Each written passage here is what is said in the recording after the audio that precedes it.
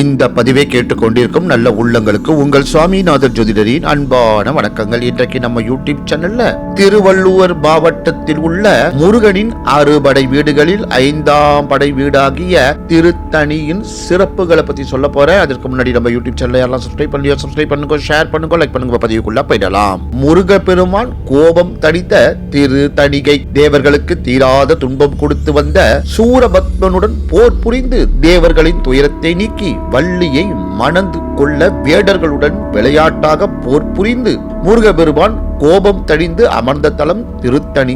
ஆகையால் இந்த தலம் தணிக்கை என பெயர் பெற்றது. முருகன் இத்தலத்தில் ஒரு தனி மலையில் கிழக்கு நோக்கி எழுந்தருளி உள்ளார். வடக்கே உள்ள மலை வெண்மையாக இருப்பதால் பச்சரிசி மலை என்றும், தெற்கே உள்ள மலை கருநீரமாக இருப்பதால் புண்ணாக்கு மலை என்றும் அழைக்கப்படுகின்றது. சரவண பொய்கை என்ற புகழ்மிக்க குமார தீர்த்தம் என்ற திருக்குளம் மலை அடிவாரத்தில் உள்ளது. முருகபெருமான் தன் கிரியா சக்தியாகிய தெய்வானையை திருப்பரங்குன்றத்தில் திருமணம் செய்து கொண்டார். இச்சா சக்தியாகிய வள்ளியம்மையை திருத்தணியில் திருமணம் செய்து கொண்டார். திருத்தணியில் சிறப்புக்கு இதுவே முக்கிய காரணமாகும். பாம்பன் குமர குருதாச சுவாமிகள், வடலூர் ராமலிங்க அடிகளார், அருணகிரிநாதர் முதலிய சான்றோர்கள் திருத்தணி முருகனை பெரிதும் புகழ்ந்து பாடியுள்ளனர். திருத்தணிக்கு செல்லும் பக்த கோடிகள் முதலில் குமார தீர்த்தம் என்ற சரவண பொய்கையில் நீராடி சுத்தம் செய்து கொண்டு தோய்த்து உலர்ந்த ஆடை அணிந்து திருநீர் பூசி மலை ஏற வேண்டும். மலை உச்சியை அடைந்ததும் கிழக்கு கோஷ்டத்தில் கொடிகம்ப விநாயகரையும்